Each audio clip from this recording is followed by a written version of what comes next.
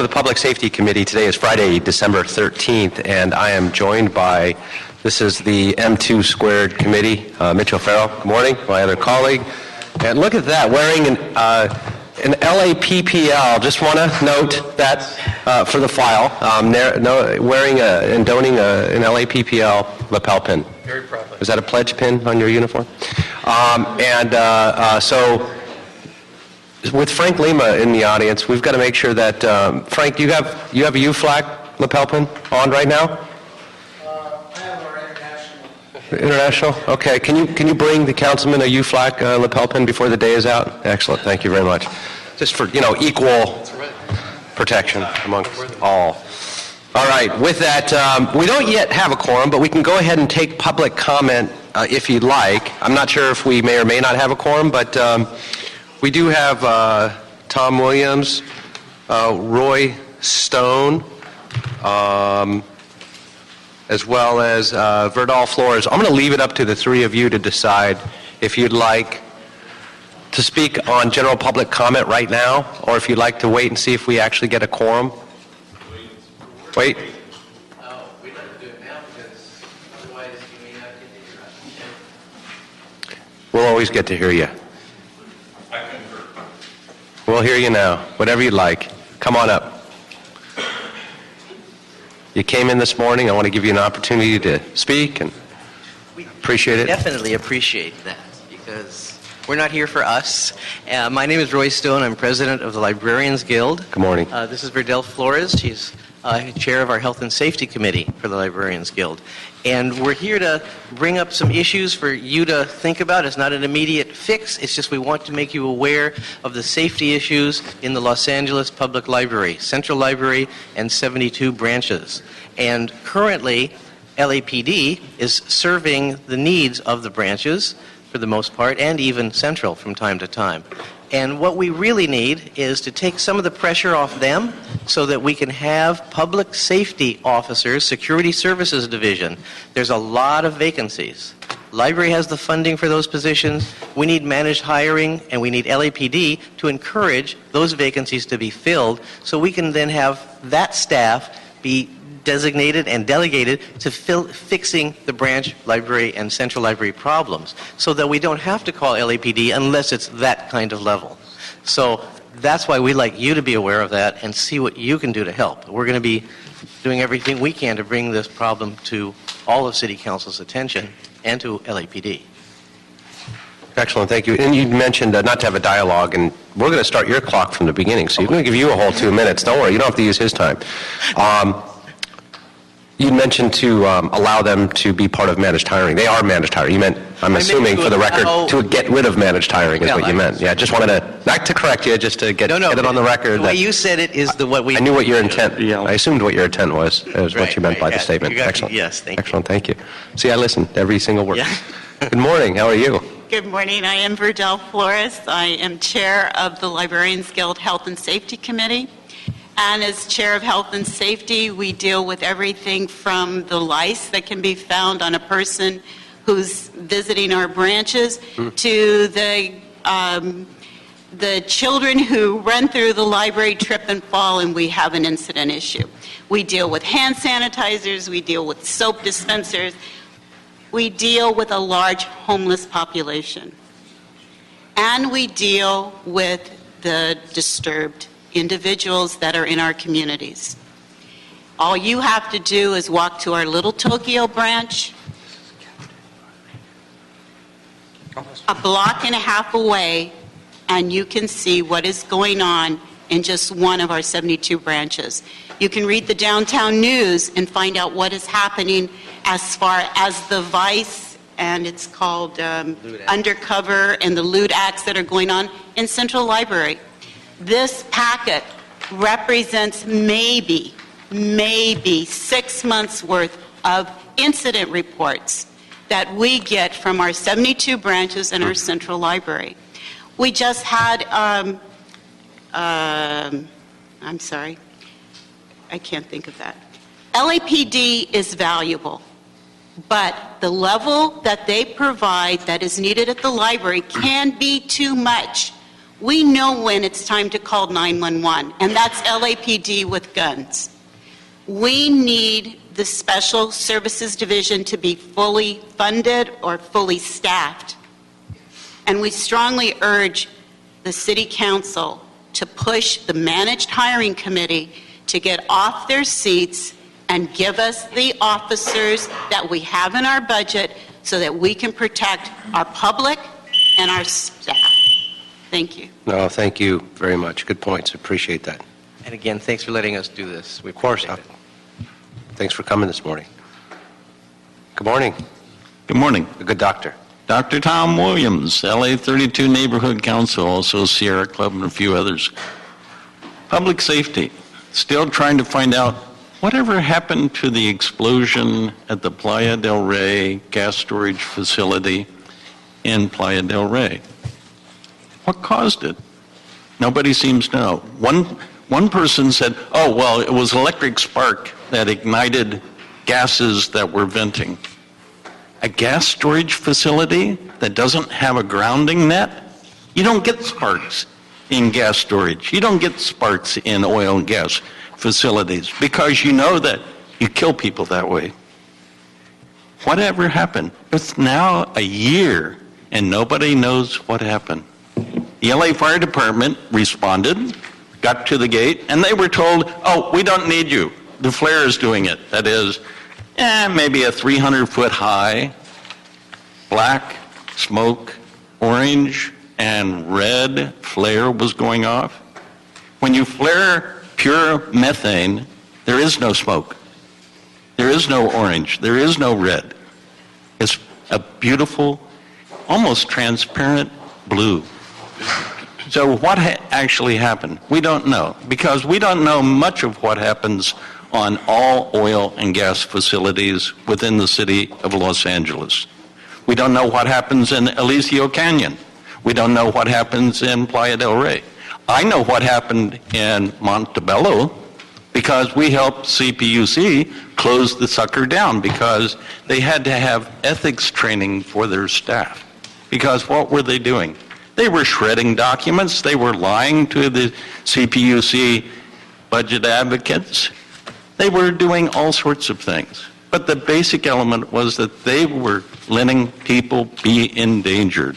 Public safety is important. Thank you very much. Keep your seat right there for you, because you've got another speaker card for you, for the good doctor in one moment. Thank you very much. Thank you. On another item. And Ms. Martinez, Councilwoman Martinez is here, and so we have a full quorum. We'll go ahead and go through the agenda item now then. For consent, I have proposed, colleagues, items 2 and 3 and 4. Those are grant appropriations, reallocations for UOSI, and intellectual property grants. So that's 2, 3, and 4. Also on consent will be a reward payment, item 6. A reward payment, item 7. On those, by the way, I believe these are actual payouts of rewards, not just offers of rewards. And so we're often, just on that note, often in city council, and it makes me sick to my stomach, where we get public comment blasting the council for offering rewards in the death of individuals in the city of Los Angeles. And we have people that say these rewards do nothing. And we are about to pay out and approve 2 of them. 2 of them, 2 rewards that led to the apprehension and conviction of some scumbag that had the audacity to take the life of another. A reward that hopefully led to somebody out there that knew something that led then, and we proved that it led to then, that tip led to the apprehension and conviction of a murderer that we got off the streets. To give some family some justification that the justice system works, to prevent another family from being killed, another member of somebody's family from being killed. That's what that did. We're paying out 2 of them today. And so, anyway, I take that very seriously because I stood there at the podium one year, far before I was on the city council, asking the city council to vote yes for a reward motion so we can find the killers of my uncle. And these mean something to the family, I'll tell you that. So with that, those two will be on consent as well. And if there's no objection to those items, that'll be the order. And for those individuals who were here on 2, 3, 4, 6, 7, and 8, I thank you very much. With that, we'll have item 5, 9, and 1. Dr. Williams, I know you had a speaker card for 1, so I asked you to stay in your seat so we didn't have to have you come up and come back. And I appreciate you coming in this morning and once again filling out a speaker's card for public comment on item 1. Councilmember, quickly, John White, City Clerk. Item 8 is approved. Item 8 is approved. And 2, also, 3, 4, 6, 7, and 8. thank you. Item 4 has a CO report that was submitted after the publication of the agenda. Do you wish to approve that report? Go ahead and adopt that report as well without objection. Thank you. That'll be the order. Great. Thank you very much. Okay. Good morning. Dr. Tom Williams, LA 32 Neighborhood Council, speaking on item 1. Another investigation of the fire department. But let's look at it in real terms. How many people here are non-white, non-Caucasian? How many people are not male? I come from Berkeley, California, 1967 through 76. It was a very educational period. Everyone should be treated equal. But why aren't there equal numbers of people representing the city of Los Angeles here in this meeting, much less the 3% female ratio within the LA Fire Department? Why have more funding to perpetuate a situation where it's obvious that there's some legacy issues? Without a program of full integration of the LA Fire Department, LAPD, and others, why can't we have 50% women here in this room? Because they have to come up through the system. Takes time. Let's say 5 years. Have a LA Fire Department program as to how to bring the LA Fire Department and its staff, sworn and civilian, into some resemblance of the people that they serve. By the way, the library doesn't deal with people. They serve the people of the city of Los Angeles, our children and everybody, not just whites, not just Caucasian, not just men, not just women. So let's find a way to fund the system in 5 years so that it better reflects the city of Los Angeles population. Thank you. Great. No, thank you very much. We've got one more speaker card. I'll ask, we had Dr. Williams go first. Frank Lima, if you want to go now or after the department? After the department? Okay, great. And if we could ask the fire department then to come forward and speak to this as well. And I'll ask my colleagues, did you want to go ahead and open it up for any questions or an opening statement, or do you want to hear from the department first? Department? Great. Excellent. Good morning. Good morning. Councilman O'Farrell, Councilmember Englander, Councilmember Martinez. I'm Chief Deputy Darren Palacios, Administrative Operations, and Acting Fire Chief is Chief Featherstone is out of town until next week. On June 28th of this year, the civil grand jury released a report looking at the Los Angeles Fire Department on the response time lag. There were 4 recommendations that came out of that. First, that the city should reinstate the funding to the LAFD that was cut in 2008. Number 2, the LAFD should incorporate civilians as call handlers in its dispatch center. Recommendation number 3, the LAFD should use a customizable emergency medical dispatch protocol to allow for call handlers flexibility in responding to 911 calls. And the 4th recommendation was that the LAFD update the technical equipment in its vehicles and dispatch center as outlined in the November 12th IDA Task Force report. As a fire department, we took very seriously and embracing looking at the grand jury recommendations on item number 1, the funding. The Fire Commission approved our proposed budget, and that included the recommended hiring of 5 drill tower classes for next year. It was also very clear by the Fire Commission that we need to be data-driven, that we need to be able to report through metrics.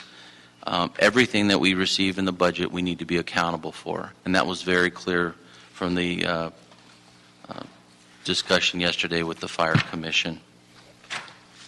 On item number 2, the transition to civilian call takers requires negotiations with UFLAC, as it is a transferring out of bargaining unit work. The CAO is awaiting recommendations from PA Consulting because their study of the fire department beginning those negotiations. We are at impasse on moving the sworn to a 40-hour work week. Item number 3, the card transition, we are carefully considering that move. I'm sorry, if you're disrupting the meeting, I'm going to have to ask you to go outside. Thank you. And item number 4, technical equipment.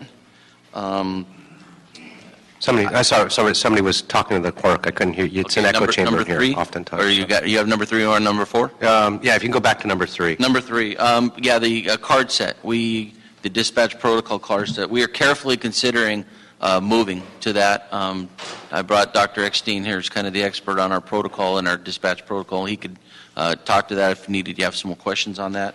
And number 4, the technical equipment. As you know, we're moving forward on the AVL. We're proceeding with completing that by March 2015. The data analysis unit is coming up. We finally have the funding. It's going to go into place on January 1st. So we'll be selecting people for that data analysis unit. The fire stat, I know it seems as though we're moving in glacier pace, so it's very not responding as well. But we do have hired a consultant. I think he met with some of the... Met with him last week, yeah. And he's promised us a timeline with an execution on February 1st of this year. So he'll have a report. So that's the completion of my report, a brief summary of the county grand jury report. Excellent. I got a number of questions. I'm going to open it up to my either my colleagues or first to Mr. Lima, but I'd like to also call up, since we do have the good doctor here, if you could, like to, if you don't mind, have a seat at the table as well and give us your perspective on some of these items. If we've gotten cards after we've taken public comment, then I'll go ahead and file them once we've opened as we do. But we'll go ahead and note and file that if you did fill out a card that you were here and you filled out a card, but we already started the item and took public comment. And let me ask if, and we're not going to show gestures in the audience as well and disrupt the meeting, so we'll ask that you not do that. And we're going to ask, Mr. Lehman, did you want to come up now and speak? Yes, sir. Okay. And then we'll come to you. Thanks for coming in this morning, too. Appreciate it. Good morning. I'm sorry, if you're going to have a conversation, if you could take it outside, please. If you can actually take it outside of the chambers. If you're going to have a conversation, please take it outside of the chambers, or I'm going to ask that it stay quiet in the room. Thank you very much. This is a very serious situation and an issue that we want to get through and want everybody to ensure that they are heard and truly appreciate it. Thank you. Good morning. Good morning, sir. Ready? Please. Yes. Okay.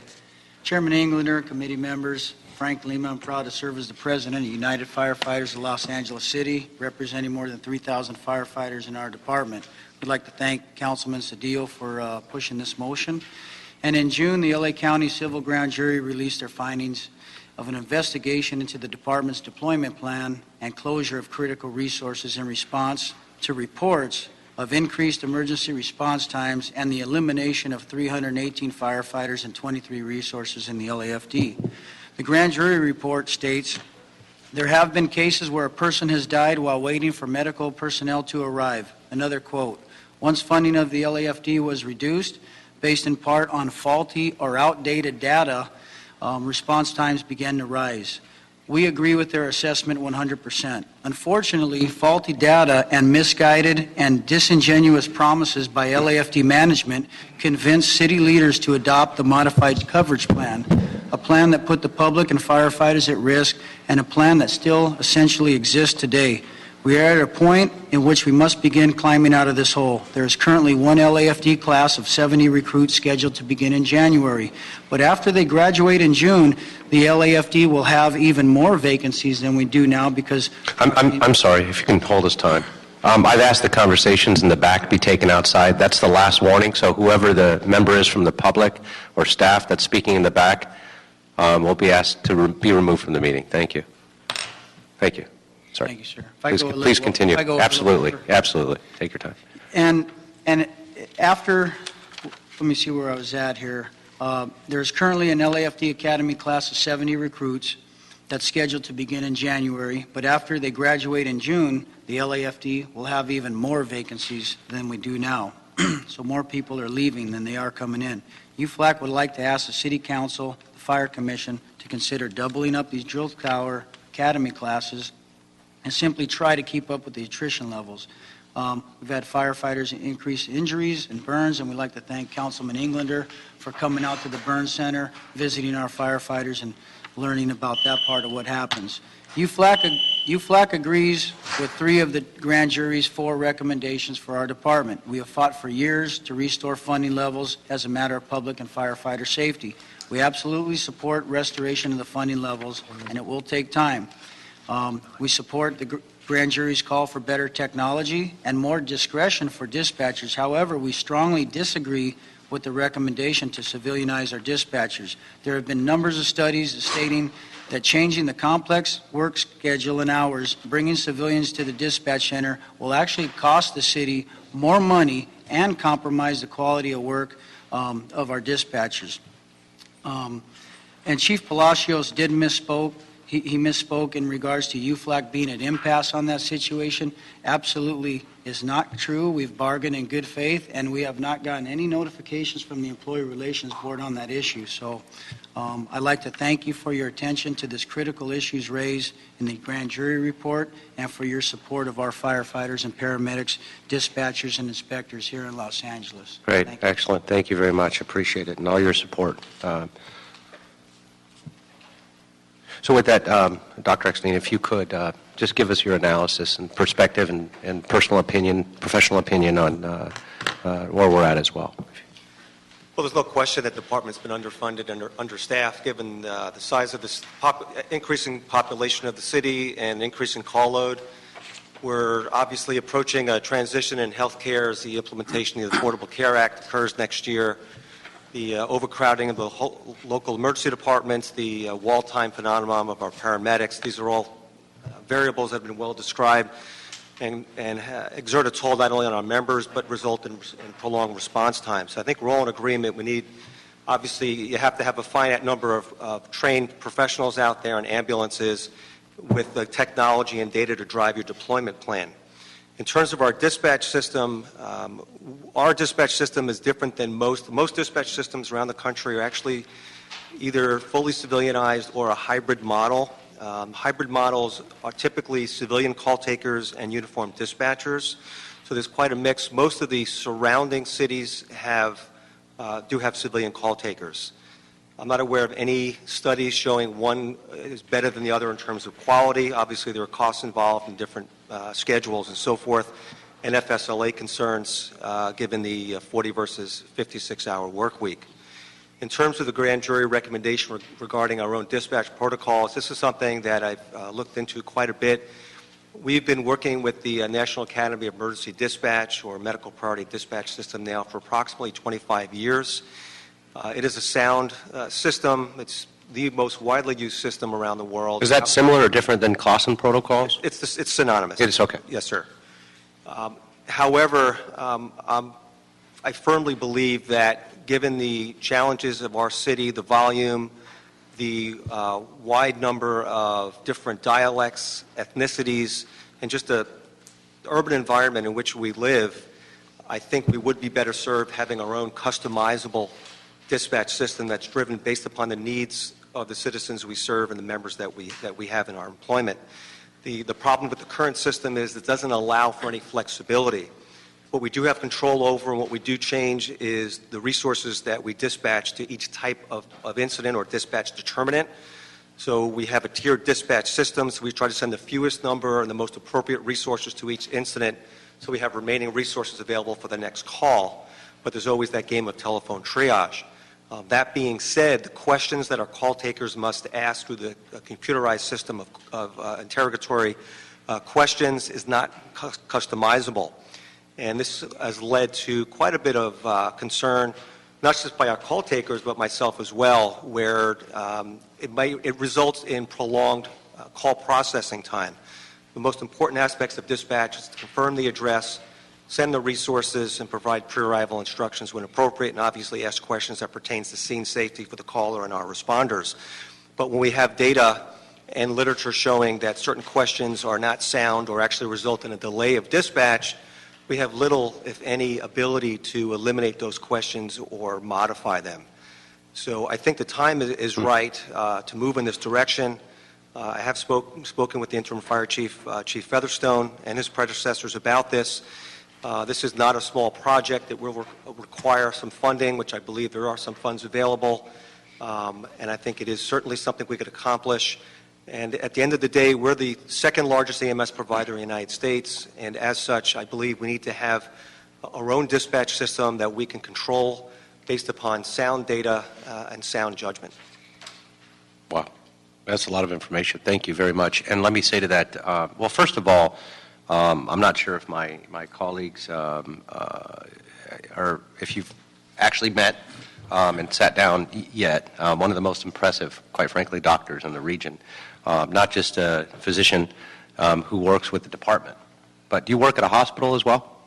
Yes, sir. I'm a professor at the USC Medical Center. I've been there about 25 years. So you're a professor there, and do you work in an actual hospital also? Yes, sir. County USC. County USC. And do you work in other hospitals currently?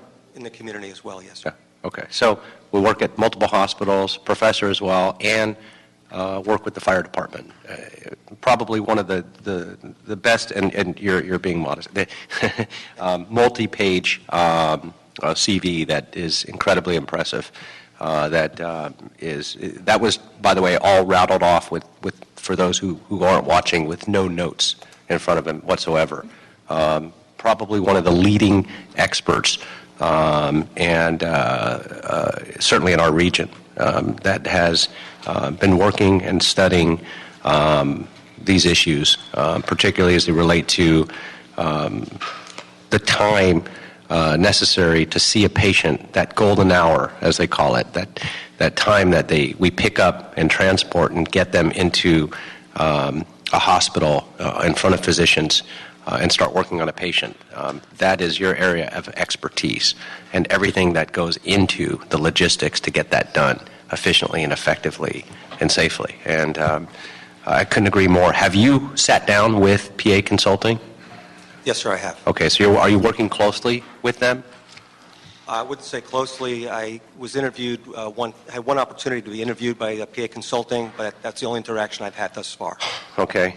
Chief, you'd mentioned PA Consulting, and I'm going to go through, and I want to turn it over to my colleagues and then take it back and go through the actual report, but just to follow up on that, you'd mentioned PA Consulting has been working on that. We haven't seen a draft report yet, and it sounds like they've only sat down with our in-house resident expert once. Is there anybody representing PA Consulting here? No. Do you know where they are on a draft report? I'd have to check with the CAO. My understanding is it's due at the end of the month. Yeah, we were told this month, the end of the year. CLA is here, CAO. Excellent. Good morning. Good morning. Do you know where we're at with, well, if you Mark could. Davis Yes, with Mark. the CAO. Yes, PA has met with quite a bit of the command staff from the fire department, and they have told me they'll have a draft of the first part of January. The draft, the first part of January. Yes, that they will want to meet with the top officials from the fire department and also meet with you. Great. If you could, Brief. yeah, I'd like to see the draft as soon as possible. And also, if you could share the draft before it's a finalized report with Dr. Eckstein, and have him sit down with them as well if he's willing to do that and go through the draft. Okay. Fantastic. Thank you very much. I appreciate that. Okay, let me open it up to my colleagues, and then I'll come back to it and ask my questions if I could. I have a couple of questions. Councilwoman Ms. Martinez. This is directed to Mr. Palacios. So, based on 2 recommendations which have not been implemented, did the courts give us a timeline of when this needs to be? For example, the reinstating funding. I know it's contingent upon the city's budget, but were we given a timeline to No, fully the county, funding? I'm sorry, the county grand jury is, they're more or less recommendations. There's not, So there is no timeline from the courts no. to get this done?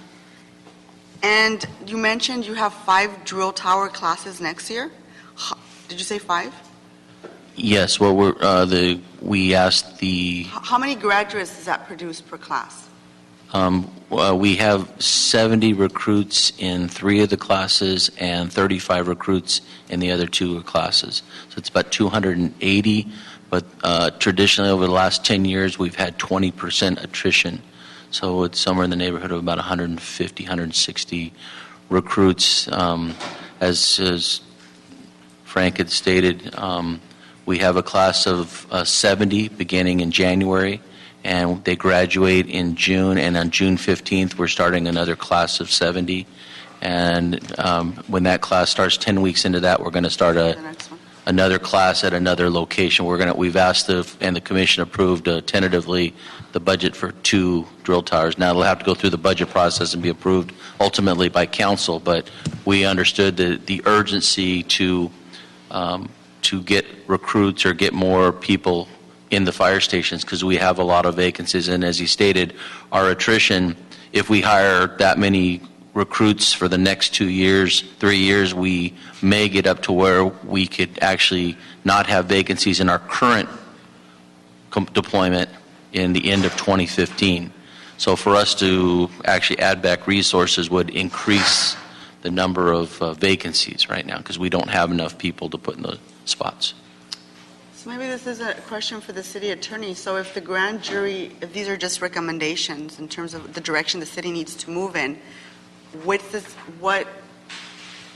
this be delayed by the city in any way?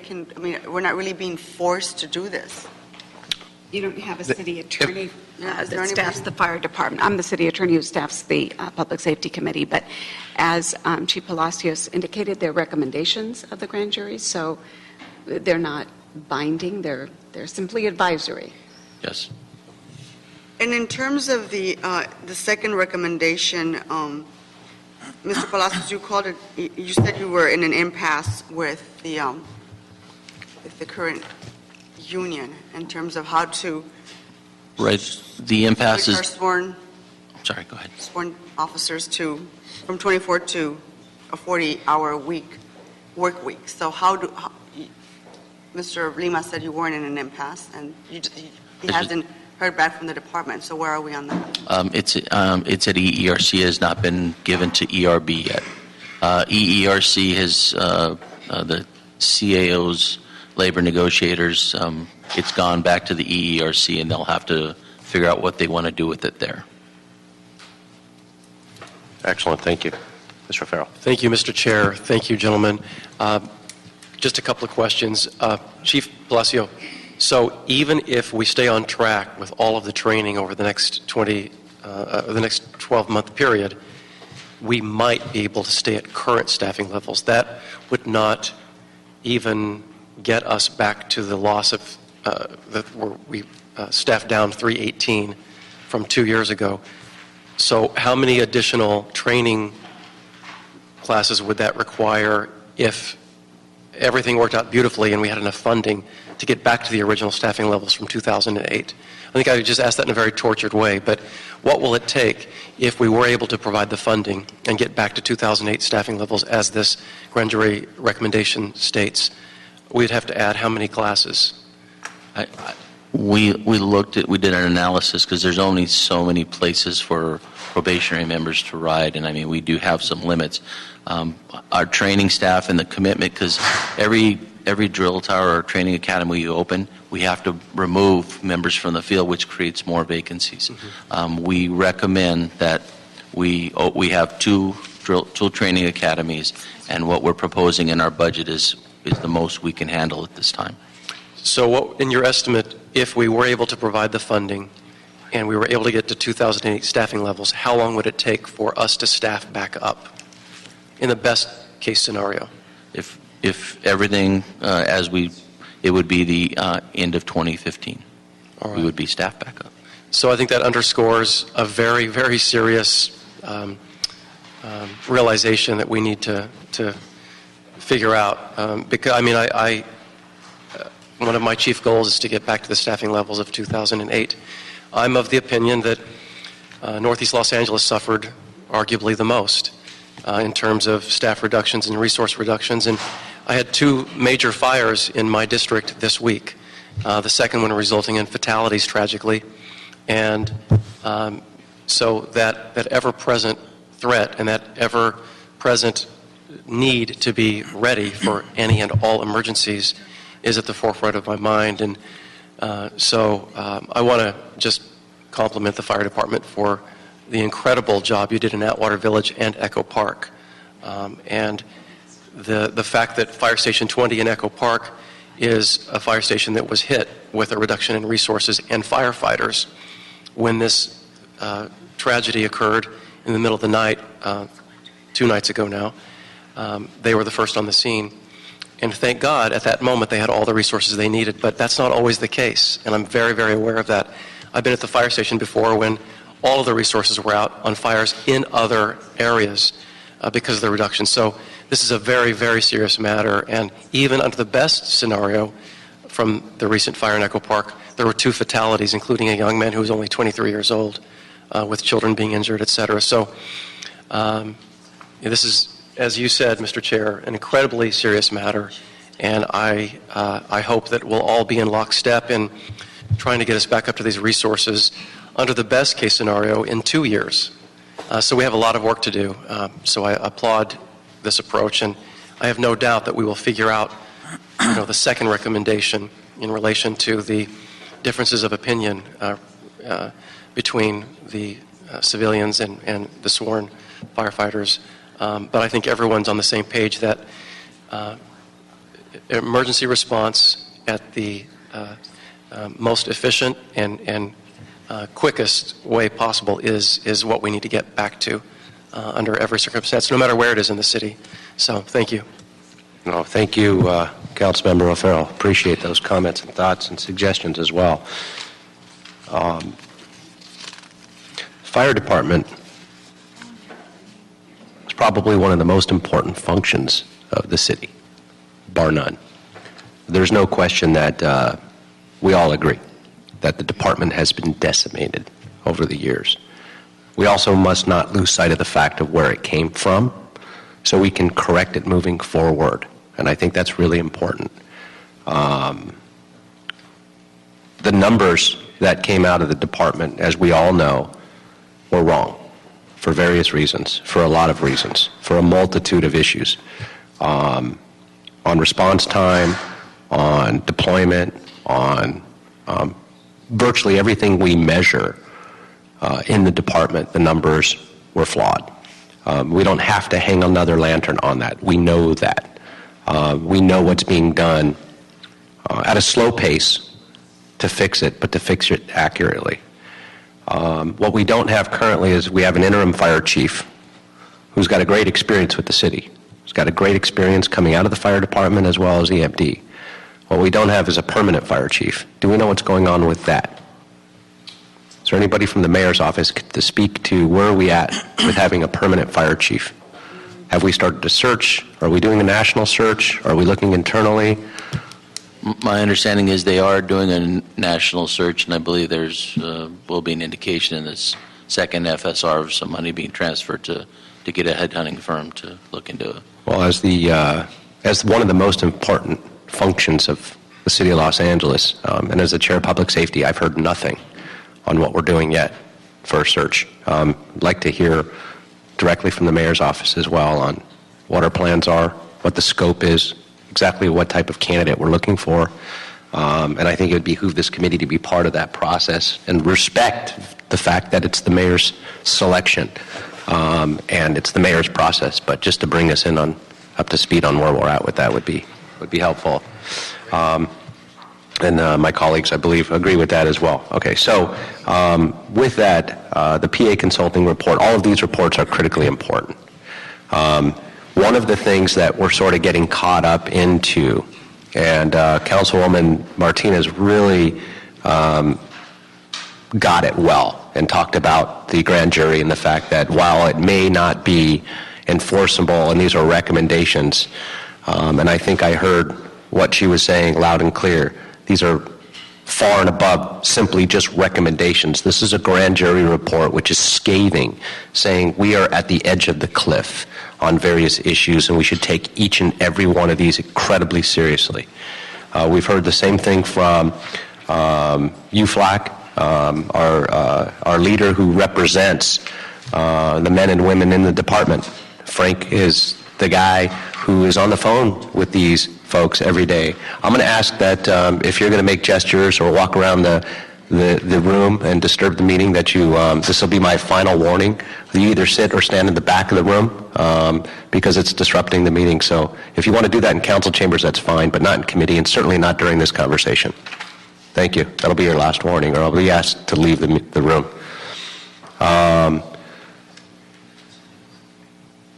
It's not a matter of simply just funding the department and staffing up again. It's doing it correctly, and we've heard that from Frank, this is the guy who is on the phone 24 hours a day with the men and women within the department, both sworn and civilian, and their families.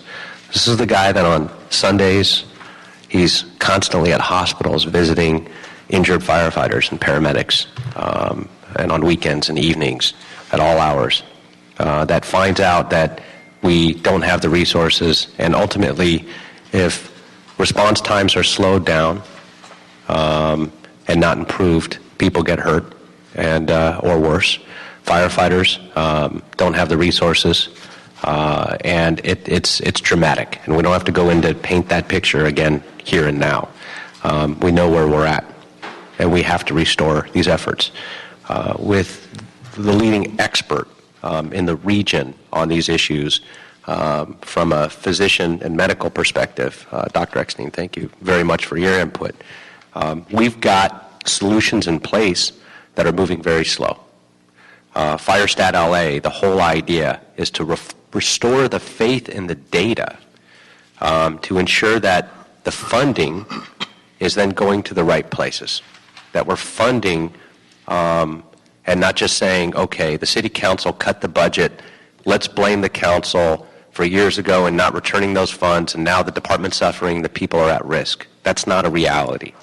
The reality is the funds were cut because we were told by then, the fire chief at the time, that the data was accurate when in fact it wasn't, and they can withstand those type of budget cuts, which you couldn't. Simply restoring it back seems like the logical decision, and it should be done, it must be done. We should and absolutely need to restore those funds. But at the same time, we can't simply just restore the budget. We have to ensure that we're doing it correctly. The fire department has changed dramatically in the last 50 years, in the last 25 years. 90+% of all calls, 1,500 calls a day or transports a day, are medical related. Yet we don't call it the medical department. We call it the fire department. You know, roughly 2 to 3% of all calls are fires. We have very few fires in the city of Los Angeles. Any fire is too much, particularly when people are injured or killed or firefighters are hurt. There's no question. But the fact remains that the majority of calls are, in fact, medical related. And we haven't changed the structure and funding in the way we do that. We've got the PA report working with UFLAC, and I want to make sure that, Frank, that you sit down with them on the draft copy as well, that you have a seat at that table representing your department. And so not just the fire department, not just the mayor's office, not just my office, not just doctor's office, but UFLAC needs to be there too. representing the experts Thank you. that are doing the work. And so I'd like to ensure that before the final copy, and while it's still marked draft, you sit down with them and go through it if you could. And I know you're more than willing to do that. Yes, So we've got to look at this holistic approach to restore funds, to do it correctly, to make sure the data is accurate, to ensure that we look at all these recommendations that are coming out from the various experts, because we have funded a lot of money towards these reports, and they can't be studies that sit on the back shelf. We've got to prioritize the fire department and what we're going to restore, how we're going to ensure we address the issues that were brought up today in perhaps doubling the drill tower to bring in more sworn into the fire department as we lose officers from attrition, as we lose firefighters from attrition, that we don't run into a situation where we don't have time and we're losing too many firefighters, paramedics. So we've got to look at ways, if you could, come back with recommendations on how we can add additional personnel to the drill towers, get more of them graduated sooner. I think those are the few things we've got to do immediately. And with that, those recommendations, we'll go ahead and move this on to the full City Council. And when this comes to Council, I believe it'll be in January. I'd like to hear an update at that time that PA is actually met with. At that point, and we'd love to have PA come back to the table when this comes to Council, if we could have them there. We'd also like to have the consultant from FireStat LA come to the table at Council as well, tell us what's going on with that. And if we could, I believe that the mayor's got a liaison now on the data element to correct the data. Former Fire Commissioner Alan Scobin and his team, an update on where we're going with and where we're at with the data. And if any of the fire commissioners would like to come to Council, I'd like to offer that invitation as well. And we need to make sure that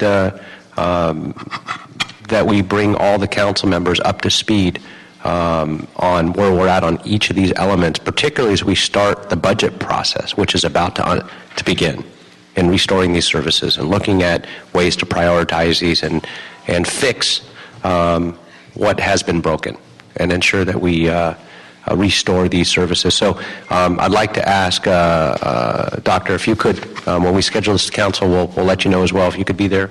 And Mr. Lima, if you could attend as well. Yes, sir. I'd like to have you at the table. Thank you. Great, excellent. Thank you. Please. You mentioned an update in terms of the search for our permanent fire chief. Yes. I assume that's you're not going to wait till January to get an update on that. I'd like to hear from the mayor's office. I think we would all like to hear from the mayor's office as soon as possible. That's actually up to the mayor. Thank you. And we'd like to hear from his representatives. They can just contact our various offices and let us know what the update is. I appreciate you bringing that up again. Yes, that's very important. Excellent. Thank you. We'll go ahead and make those recommendations and move this to the full City Council.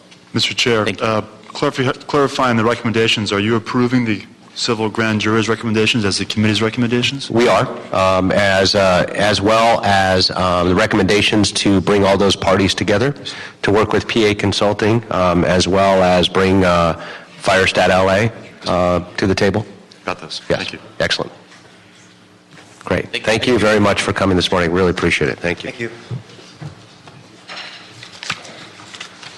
Next item is, did you want to take number 9 next, council member? Yes, we'll go ahead and take number 9 next. Thank you very much. Board of Police Commissioners report relative to an Los Angeles Police Foundation donation renewing the contract of Dr. Craig D.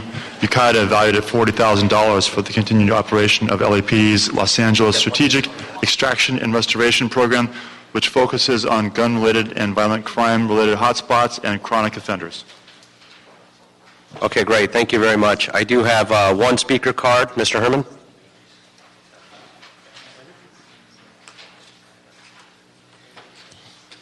I would like to note for the record, If you're going to stay on the item. acknowledge Thank you. that I was not interrupting this meeting, for the record. Board of Public Commission report relative to the Los Angeles Police Foundation for what? Renewing what? a strategic extraction and restoration program which focuses on gun-related and violent crime-related hotspots, chronic offenders. Isn't it obvious, Mr. Englander, that we need a service that actually works, a service that we can be accountable for, not just a lip service of saying there's not enough funding, there's not enough programs, there's not enough services? Yes, Mr. Englander. It's all about acknowledging whether or not we, the taxpayers, can accept this type of renewing, a donation centered around the Dr. Craig D. Because the whole point is this: if you would pursue with our injunction, Great, thank you very much. solve the problem. Thank you. Thank you. All right, I believe we have Captain Rodriguez is here as well to report on this. And anybody else on this item? If you could, please.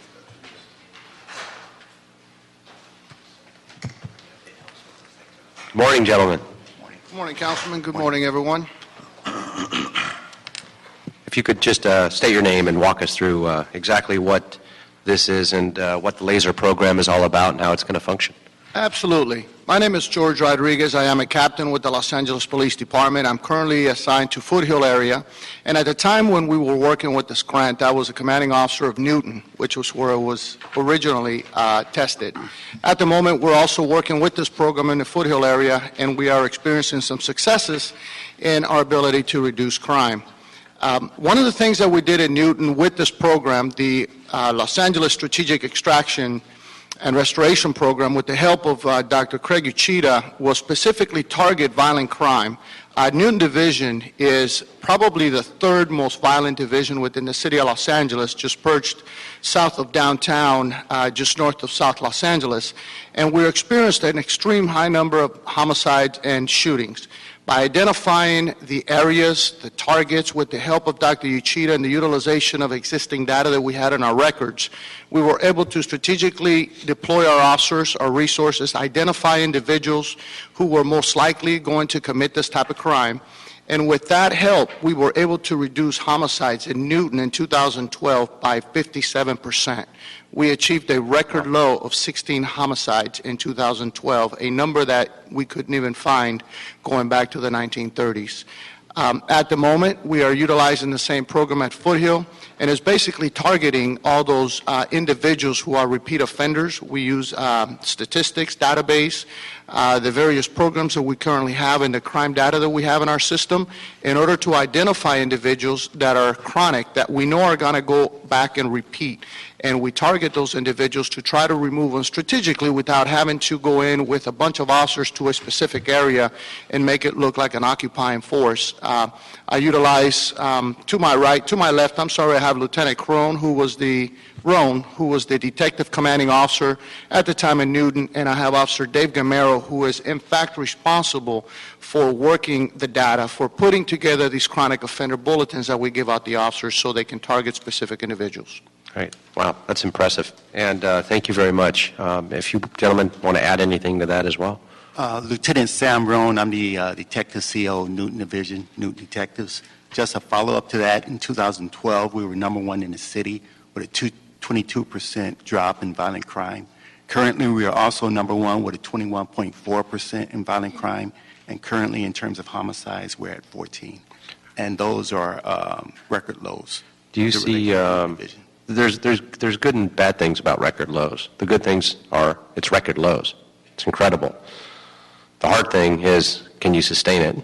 And what goes down often goes up. We're certainly hearing a lot about AB 109. The rate of recidivism is growing. And particularly as we're doing and spending a lot more resources tracking early release prisoners. Can you speak to that? And do you think where we're at is sustainable without additional resources? I mean, this is a very small grant, and in the bigger picture, there's a lot more that we need to do. What can we, as a policy and legislative and budget making authority, do to help achieve sustainability at those numbers, or even better them, if possible? Absolutely, Councilman. One of the things last year, like you said, with record lows, that I was scratching my head is how we're going to be able to beat 16 homicides in one of the most violent divisions in the city. And as you can see, this year they're at 14.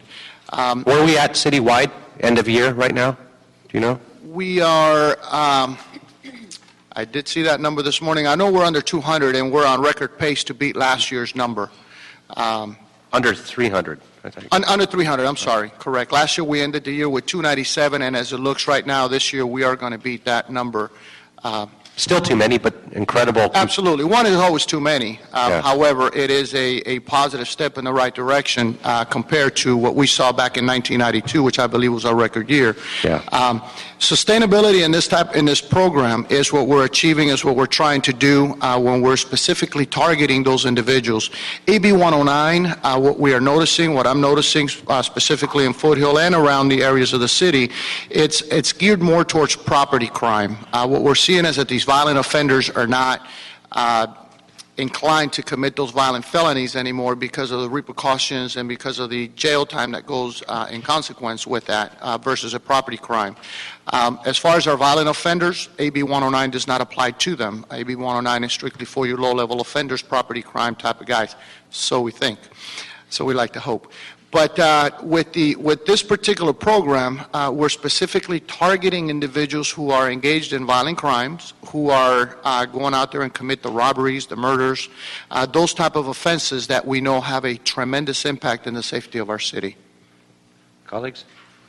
Mm-hmm. So you said you're from Foothill? Absolutely. So you want to try the program in Foothill, or is there other areas or other stations? We currently have it in Foothill area. We are employing it in Foothill to address our violent crime. Our violent crime right now in Foothill is at a 22% reduction, right around there. Our homicides are at 10 compared to what it was years ago, and we are utilizing it in the same fashion that we did over in Newton, is to specifically target individuals who are engaged in violent crime. I know you're quite familiar with the area, and you know the violence that could be his Foothill at any one moment. So not only are we utilizing this program to address those specific individuals, but obviously there's always all the other components and other things that we're doing with intervention and stuff like that. Is Foothill the only area you're focusing on in the valley? Next year in 2014, Devonshire area will implement the program, and I do believe that Topanga will implement the program as well. Great, thank you. Mr. Chair, real quick, Yes. how many divisions is the laser program in at the current moment? I'll let Dave answer that. Do you know that exactly? Morning, sir.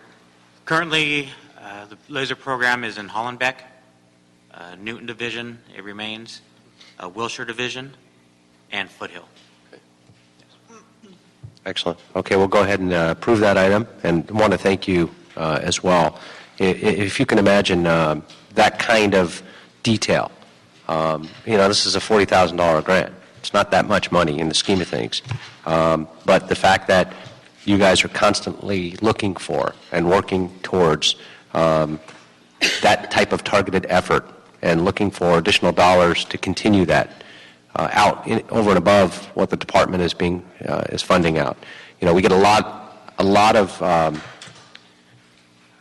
press on big issues as it relates to payouts, like we saw in the police department this week.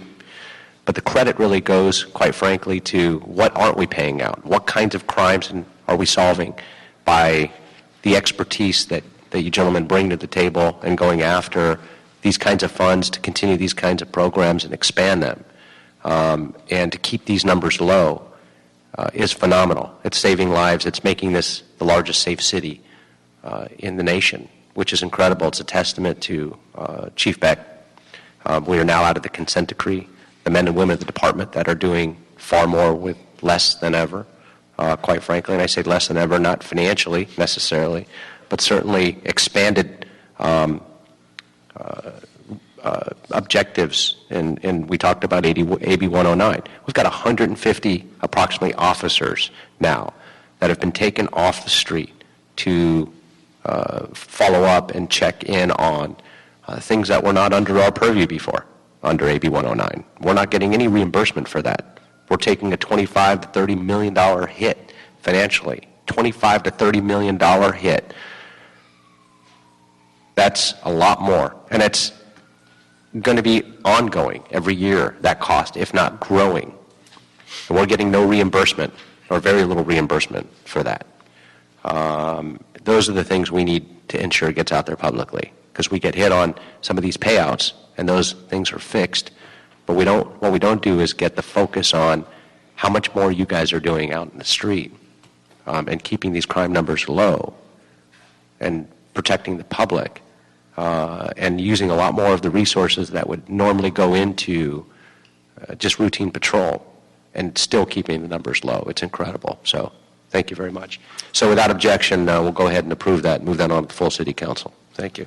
I believe that brings us to one final item, number 5. Item 5, City Attorney Report and Ordinance amending the LAMC to decrease the noise variance application fee, revise the business permit fee schedule, and increase the false alarm fee. Morning. Good morning, committee members. Richard T. Fank, Executive Director of the Police Commission. This item was before your committee once before, went to council. Council directed the city attorney to prepare the ordinance. The ordinance is back before you for your recommendation to council for full adoption. Be happy to address any questions you might have about any of the specifics in the report. I had one quick question. Would the revenue be going back to the city's general fund or the department? It all goes to the general fund, ma'am. Yes. That's all I have. Thank you. Okay, excellent. It's just full cost recovery. Nothing's changed in the ordinance as it did from the report when it first came to the committee. That's correct. It's full cost recovery based on the time and motion studies we do every year. Some go up, some go down based on efficiencies that we have or more processes we have to do. Fantastic. Excellent. Thank you so much. With that, if you could share one small recommendation, share this information with the fire department as they're looking towards implementing a false alarm fee as well, and we know that's forthcoming, so they can look at this and not recreate the wheel and know that costs had to go up a little bit and how you're tracking the system, how you bill out the system. I know you've already been working with them a little bit, but if you can reach out, they don't have a liaison of their commission. We've been looking to clone you, Mr. T-Fank, and it's just not legally possible yet to clone people, but if you can work with them, we'd really appreciate that. Absolutely. We've been doing that and we'll continue to. Excellent. Thank you very much. We'll go ahead and move that item to the full City Council. I believe that concludes the agenda. You have a speaker's card? Oh, we've got one speaker's card. Yes, Mr. Herman, if you wish to speak on this.